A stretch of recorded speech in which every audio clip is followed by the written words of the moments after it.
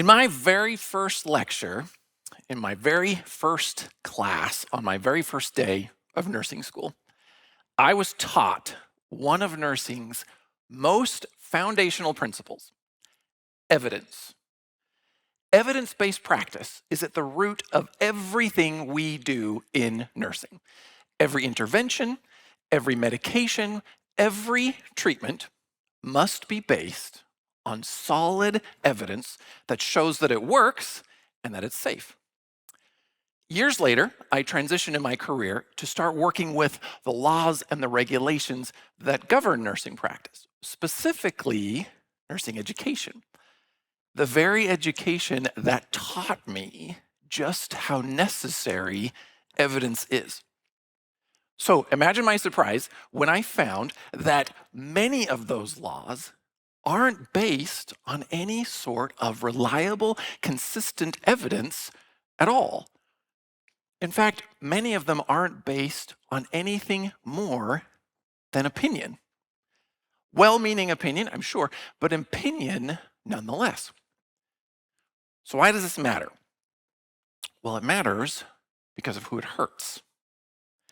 In the United States, to become a nurse, you have to graduate from nursing school and then pass an exam or pass your boards, as you've probably heard it said. Many licensed professions follow the same process in the US, so this makes sense. But here's what doesn't make sense. Nursing is apparently the only major licensed profession in this country that judges the quality of its schools based on how many of their graduates pass that exam on the very first try. Not whether they pass at all, but whether they pass the first time. In fact, if any of you wanted to become a nurse, the school that you graduated from that taught you everything you need to know to be a new competent nurse can be totally and completely shut down if too many of you simply need a second try. I have read and studied every single law and every single regulation governing nursing education in this country, 50 states plus territories. And in my research, there's always two questions that come to mind. First, where is the evidence for this whole first time passing thing, especially in relation to your ability to pass a high stakes multiple choice style exam and the quality of the school that you graduated from? And two, well, if we're going to do this whole first time thing, how many is enough? How many of you have to pass that exam the very first time in order for your school to be determined as good enough? Well, the answer to the first question, I think you already know. I couldn't find any reliable evidence tying your ability to pass that exam on the very first try and the quality of the school that you graduated from. But it was really the answer to question 2 that shocked me. How many is enough? Well, apparently, nobody knows.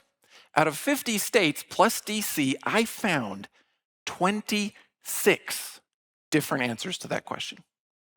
26 different mathematical calculations used by boards of nursing across the country to determine if a school is good enough. But here's the kicker. I found that if you have a school and you put it in a state, we'll call this state A, and not enough graduates of that school are passing that exam on the first try. They're passing it, they're just not passing it the first time. For whatever reason, maybe it's an underserved community, test anxiety, whatever it may be. So now this school here in state A is at risk of being shut down. If you took that school, the exact same school, same administration, same faculty, picked it up and put it over here in state B, perhaps even right next door to state A, the school could be just fine. Simply because state B uses a different mathematical calculation. What's more, the graduates of this school in state B, they graduate, they pass their boards, they get licensed as nurses, and they say, hey, I would love to go work in state A.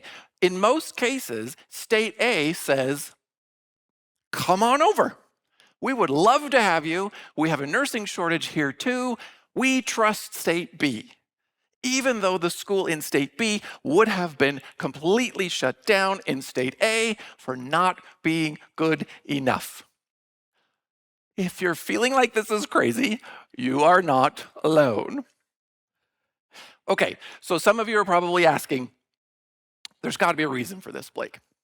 These are nurses, right? Maybe it's a safety thing. And that's a very great question. I've asked myself the question many times. So what does the actual evidence say? A few years ago, the Journal of Nursing Regulation posted a groundbreaking study. And the authors of this study wanted to know, is there any difference between nurses who pass the exam on the very first attempt and those who pass on any subsequent attempt? Is there any difference in safety?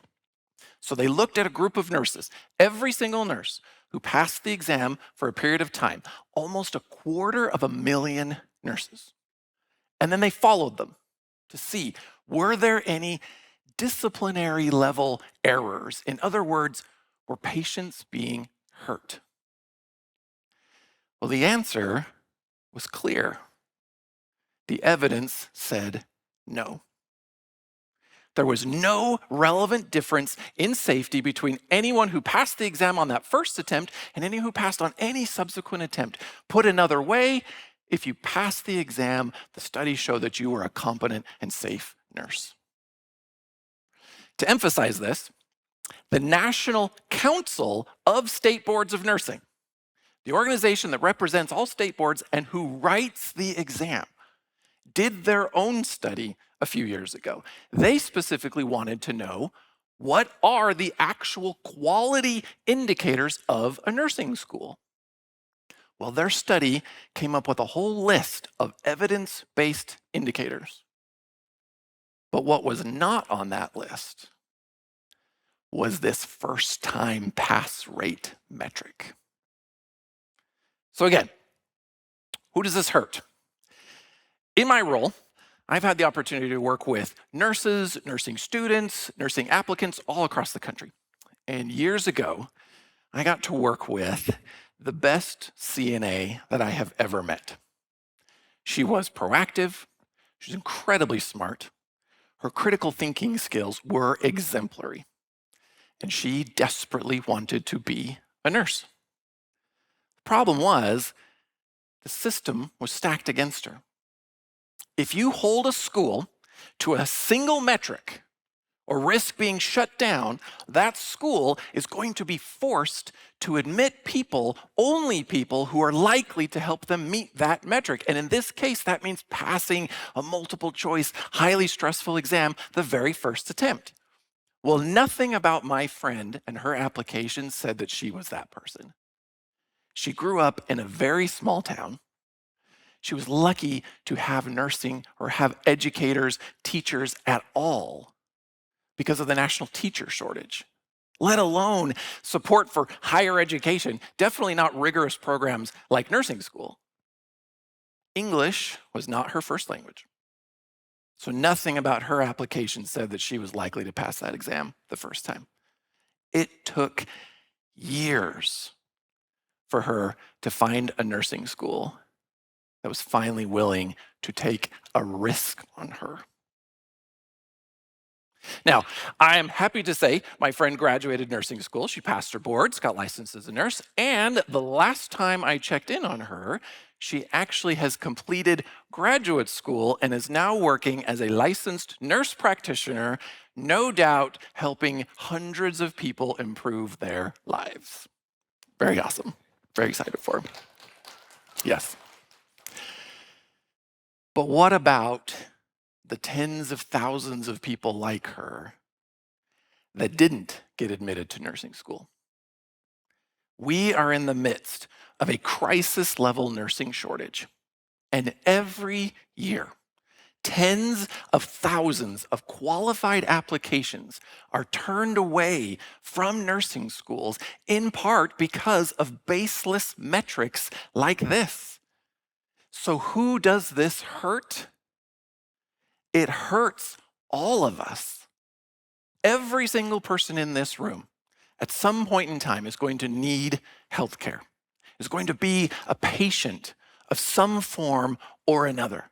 And we need a system that will provide enough competent healthcare professionals to make sure that there is care available when it is needed. So what do we do about this? If you are a nurse, reach out to your state board of nursing, encourage them to implement rules that are based on evidence, like the model rules from the National Council of State Boards of Nursing. If you're an academic or a policymaker, advocate for policy that heeds the call of the National Academy of Medicine, that calls on nursing to look beyond pass rates entirely. If you are someone who just cares about healthcare in this country, spread this message.